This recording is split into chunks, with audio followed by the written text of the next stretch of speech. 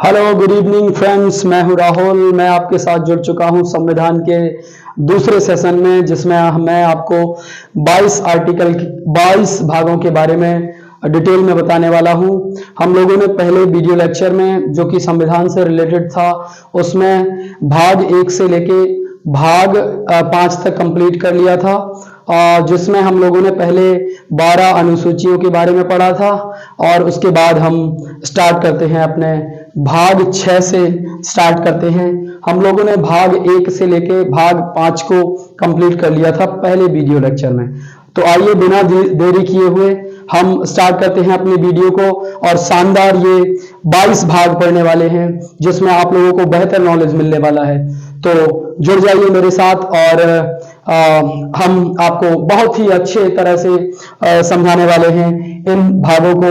देखिए, इन भागों में आपको इतना नॉलेज हो जाएगा कि कोई भी क्वेश्चंस कहां से बन रहा है, कोई भी एग्जाम्स में जैसे आपका क्वेश्चन आता है निर्वाचन से आ गया, आपातकाल से आ गया, या फिर बीच में से पंचायती राज से आ गया, कहीं और से आ गया, डीपीएसपी से आ गया, कोई भी क्वेश्चन बनता है ना, तो आप इससे करने में बिल्कुल सक्षम हो जाते हैं, क्योंकि हमने सारे के सारे भागों को उनके आर्टिकल सहित बिल्कुल मेंशन करके रखा हुआ है, जिसमें मैं आपको शानदार तरीके से समझाने वाला हूं। तो आइए जुड़ जाइए और स्टार्ट करते हैं भाग 6 से।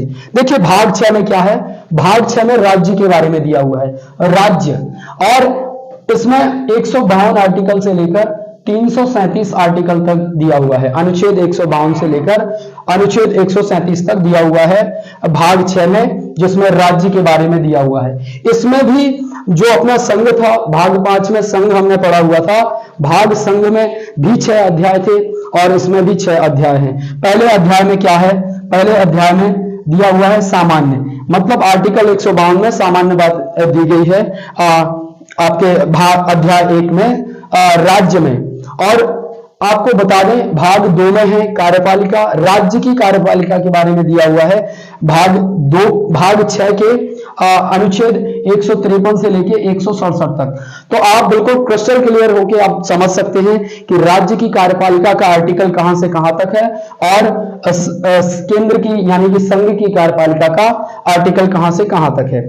तो भाग 6 के अध्याय 2 में कार्यपालिका के बारे में दिया हुआ है आर्टिकल 153 से लेके 167 तक। अब मान लीजिए आपसे कोई क्वेश्चन आ गया आर्टिकल 165-66 से रिलेटेड, और उसमें पूछा गया कि ये आर्टिकल किससे संबंधित है, तो आपको 153 से लेकर 67 तक का पहले से ही नॉलेज है, तो आप बता पाएंगे कि ये जो है राज्य की कार्यपालिका से संबंधित आर्टिकल है। तो हम आपको इस वीडियो लेक्चर में आपकी समझ को आर्टिकल 1 से लेकर आर्टिकल 395 तक एक समझ विकसित करेंगे, जिससे आपको यह पता चल जाएगा कि कौन सी चीज कहां से ली गई है।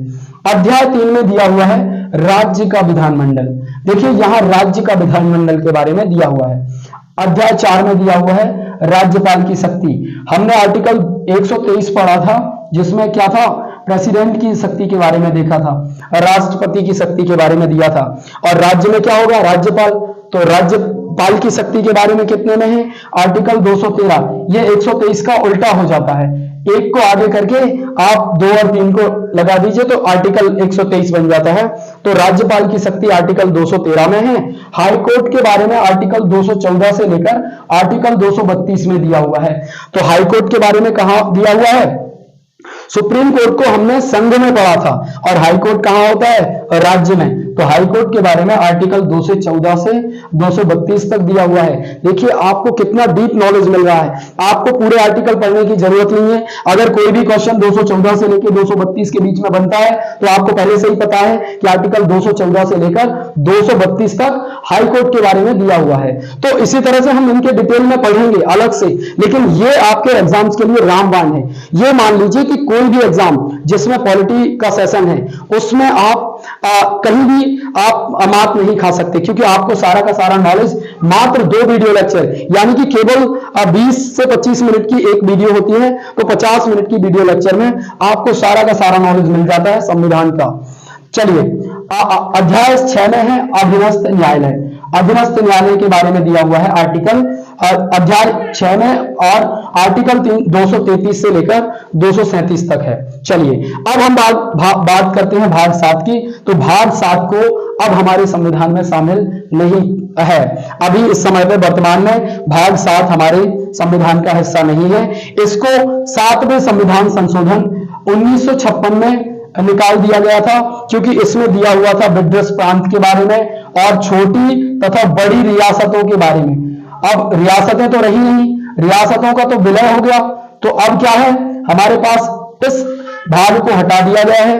अब हमारे संविधान में भाग 7 नहीं है। जी हाँ, बिल्कुल आप याद रखिएगा, भाग 7 को 7वें संविधान संशोधन 1956 के द्वारा हटा दिया गया है, और आर्टिकल 238 था जो अब संविधान का भाग नहीं है। अब भाग 8 की बात कर लेते हैं हम। भाग 8 में दिया हुआ है संघ राज्य क्षेत्र। भाग 8 में संघ राज्य क्षेत्र के बारे में दिया हुआ है, और आर्टिकल आपका हो जाता है 239 से लेके 241 तक। तो ये बहुत ही महत्वपूर्ण आपको हमने भाग बताया, भाग 8 में संघ राज्य क्षेत्र। अब कोई भी क्वेश्चन आपका संघ राज्य क्षेत्र से बनेगा तो आपको पता है कि 239 से लेकर 241 तक हमारा संघ राज्य क्षेत्र है।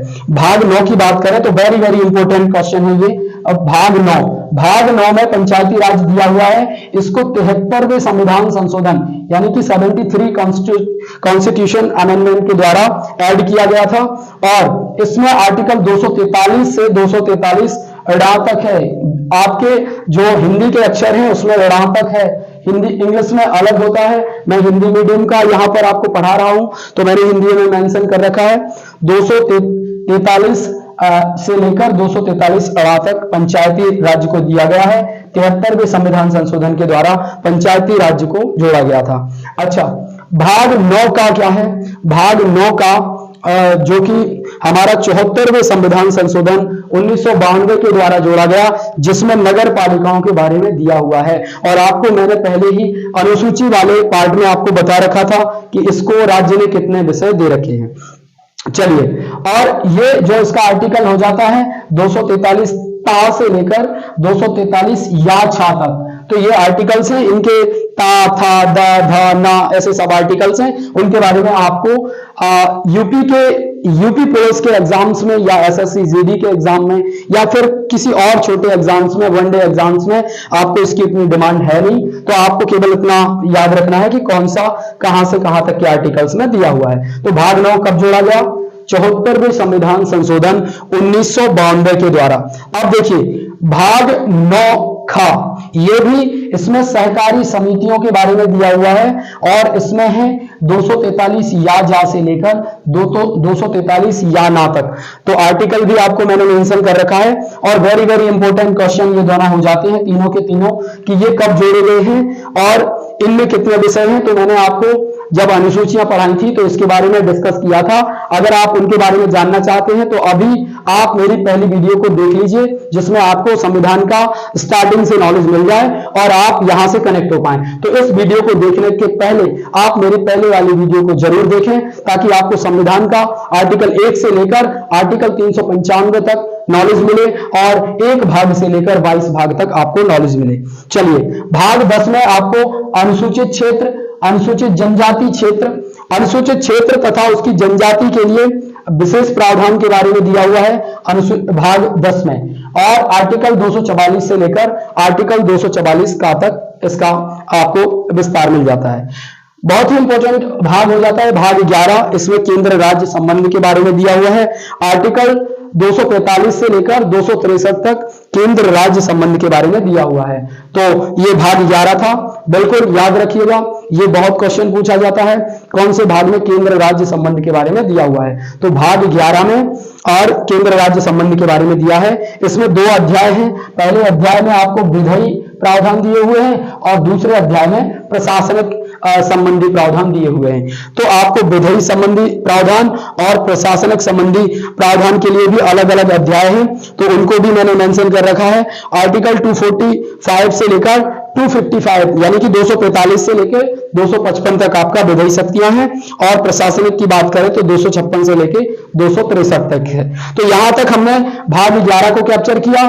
देखिए, अगर आपको वीडियो में मजा आ रहा है तो प्लीज लाइक कीजिए, शेयर कीजिए, सब्सक्राइब कीजिए। और जो भी दोस्त नए हैं, अभी यूपी पुलिस की तैयारी कर रहे हैं, जिनको संविधान का बिल्कुल भी नॉलेज नहीं है, उन्होंने अपना स्टार्ट ही किया है, उनके लिए ये वीडियो रामबाण साबित होने वाली है। तो अपने दोस्तों को भी साझा कीजिए और ज्यादा से ज्यादा संख्या में आप लोग इसको जरूर लर्न कीजिए। एक बार, दो बार, तीन बार देखिए, आप स्पीड को बढ़ाकर देखिए, कम करके देखिए, जिसका जैसा आईक्यू लेवल है वो उस हिसाब से इस वीडियो को देख सकता है। और काफी यहां से आपको क्वेश्चन बनते हैं तो उनको भी वो सॉल्व कर सकता है। चलिए, भाग 11 के बाद अब हम बात करते हैं भाग 12 के बारे में। भाग 12 बहुत इंपॉर्टेंट भाग है, जिसमें वित्त संपत्ति के बारे में और संविधाओं के बारे में दिया हुआ है, जिसमें आर्टिकल आपका 264 से लेकर आर्टिकल 300 तक है। देखिए, अब आप आर्टिकल 1 से लेकर 264 के बाद 300 आर्टिकल तक पहुंच चुके हैं, भाग 12 में पहुंच चुके हैं। अभी आपने कितना टाइम दिया हुआ? मुश्किल से 40 सेकेंड। आपने 40 मिनट यानी कि 40 मिनट्स दिए हैं और 40 मिनट में आप आर्टिकल 300 तक पहुंच चुके हैं और आपको इतना नॉलेज हो गया कि संविधान में कौन सी चीज का विस्तार कहां से कहां तक है।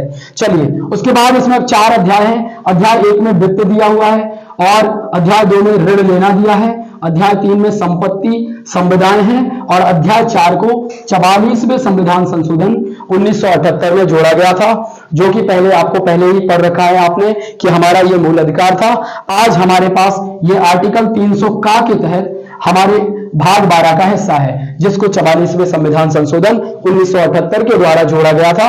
यह बहुत महत्वपूर्ण क्वेश्चन है, कई बार पूछा गया है। संपत्ति का अधिकार और इसके आर्टिकल है, वित्त का आर्टिकल है 264 से लेकर 291 और ऋण लेने के लिए है आपका 292 से लेकर 293 और संपत्ति संविधान 294 से 300 तक है। तो इनके बारे में आपको इन आर्टिकल्स के बीच में पढ़ लेना है।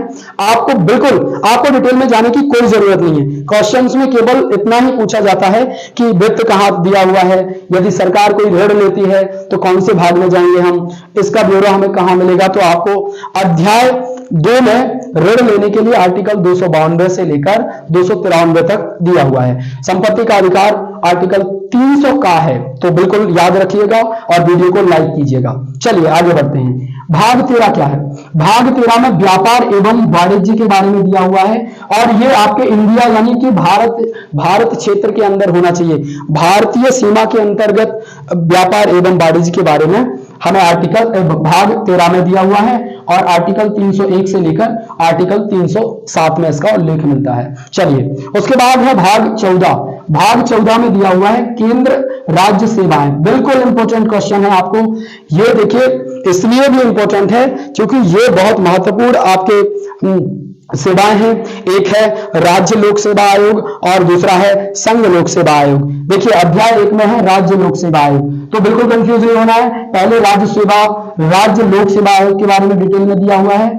एसपीएससी कहते हैं इसको और आर्टिकल 308 से लेकर आर्टिकल 314 तक जो है राज्य लोक सेवा आयोग के बारे में दिया हुआ है। भाग 14 अध्याय 1 राज्य लोक सेवा आयोग एसपीएससी आर्टिकल 308 से 314 तक और अध्याय 2 संघ लोक सेवा आयोग यानी कि यूपीएससी सभी का फेवरेट और इसके बारे में उल्लेख किया गया है आर्टिकल 315 से लेकर आर्टिकल 323 तक। आप चाहे किसी भी चीज की तैयारी कर रहे हो, आप चाहे यूपी पीसीएस की तैयारी कर रहे हो, आरओ की तैयारी कर रहे हो, या फिर आप यूपी पुलिस की तैयारी कर रहे हो, या फिर आप कोई भी तैयारी कर रहे हो, आपको ये रामबाण साबित होने वाली है। इस सीरीज का हमने नाम भी डिसाइड कर लिया है।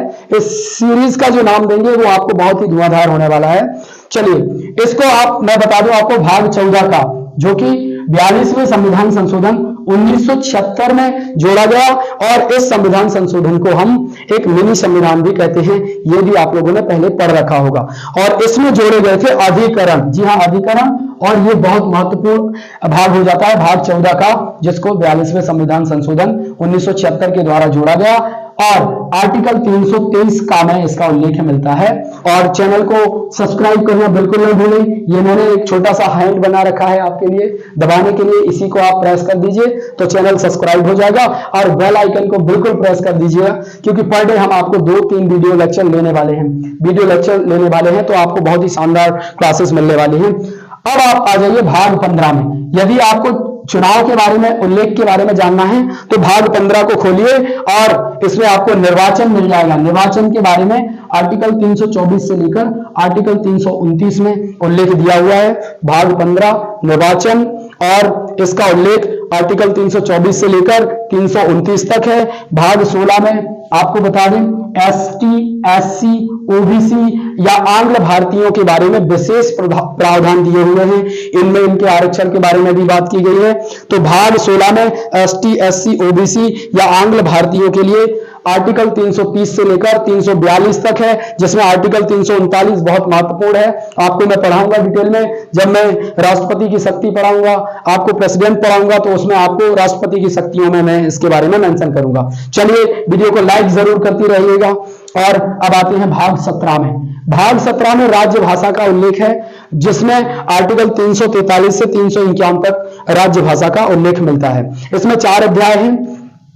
अध्याय 1 में है संघ की भाषा, और अध्याय 2 में है प्रादेशिक भाषाएं, और अध्याय 3 में है सुप्रीम कोर्ट और हाई कोर्ट की भाषाएं, और अध्याय 4 में है विशेष निर्देश।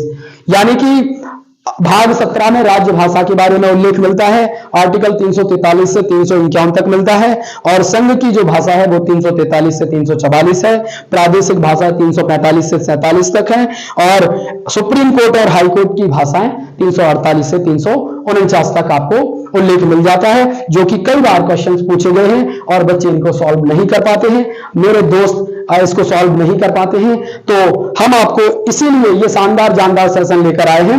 और भाग 18 में बहुत ही महत्वपूर्ण चीज है, जो कि आपातकाल है, और आपातकाल के बारे में मैंने आपको पहले ही डिस्कस कर रखा है कि आर्टिकल 352 से लेकर 360 तक आपातकाल के बारे में विशेष प्रावधान है। भाग 18 में आपातकाल को हमने भारत शासन अधिनियम 1935 से लिया है। इसके बाद जो वीडियो बनने वाली है या जो वीडियो लेक्चर मैं लेने वाला हूं, उसमें आपको सारे के सारे संवैधानिक स्वरूपों के बारे में पढ़ाऊंगा, जो कि आपके एग्जाम्स की दृष्टि से रामबाण की तरह होते हैं, और जो अचूक होता है उसको कोई बिल्कुल निरस्त नहीं कर सकता है। तो बिल्कुल आपको 18 भाग तक हमने बहुत अच्छे से पढ़ाया। आगे चलते हैं, हम भाग 19 के बारे में बात कर लेते हैं।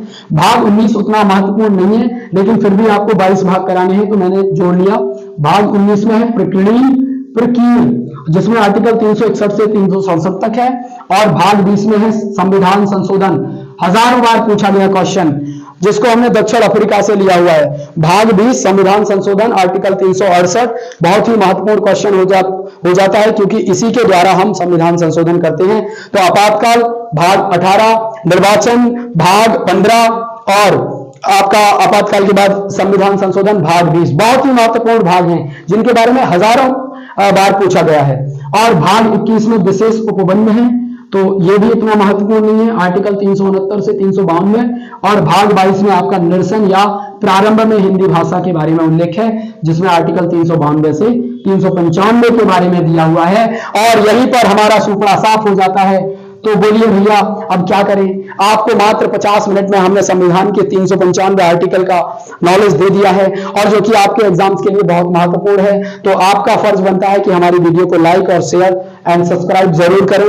और हमने आपका 395 आर्टिकल का पोस्टमार्टम करके उनका सुपड़ा साफ कर दिया है। अब आपका फर्ज है कि आप योगा विद क्लासेस को अभी सब्सक्राइब करें और हमारे साथ जुड़े रहें। और हम आपको अब आर्टिकल 1 से लेकर पढ़ाएंगे, लेकिन इससे पहले हमें राज्य पुनर्गठन आयोग को पढ़ना है, जिसमें नए राज्यों का निर्माण होता है, जिसमें हम सारे राज्यों का निर्माण पढ़ेंगे, जो भी नए राज्य बने हैं, 2000 में बने हैं, आपका 1987 में बने हुए, जितने भी 1962 जो भी बना है, महाराष्ट्र बना, गोवा बना, जो भी राज्य बने, सारे राज्यों के बारे में अगले वीडियो लेक्चर में पढ़ने वाले हैं। तो आप जुड़ना बिल्कुल मत भूलिएगा। हम कल ही इस पर एक वीडियो लेने वाले हैं राज्य पुनर्गठन आयोग के बारे में, और साथ ही साथ स्टार्ट कर देंगे हम अपना आर्टिकल 1 से लेकर 51 तक, जिसमें लगभग एग्जाम्स का 80% सिलेबस कंप्लीट हो जाता है। तो मात्र 3 से 4 वीडियो में आपका संविधान का 80% सिलेबस कंप्लीट हो जाएगा, जिसमें आप उससे ज्यादा पढ़ने की आपको जरूरत बिल्कुल नहीं पड़ेगी।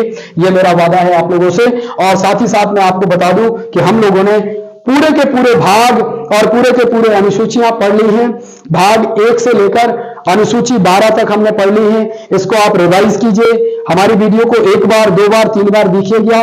देखने के बाद आपको फील होगा कि हमें संविधान आने लगा है, और हम आपको संविधान को फील कराने के लिए संविधान के स्रोत लेकर आने वाले हैं। तो आप जुड़े रहिए हमारे साथ, और अगले वीडियो लेक्चर में शानदार जानदार सेशन लेकर हम आपको रूबरू कराने वाले हैं संविधान के स्रोतों से, और बताने वाले हैं कि हमारा ये संविधान कैसे बना, कितने देशों से हमने संविधान को बनाया, और क्या क्या स्रोत हमने दूसरे देशों से लिए, जो कि आज हमारे संविधान को एक महान संविधान बनाता है और एक दुनिया का सबसे बड़ा संविधान बनाता है। किस तरह से कौन कौन सी समितियां हुआ करती थी, जब संविधान समिति कैसे बनी,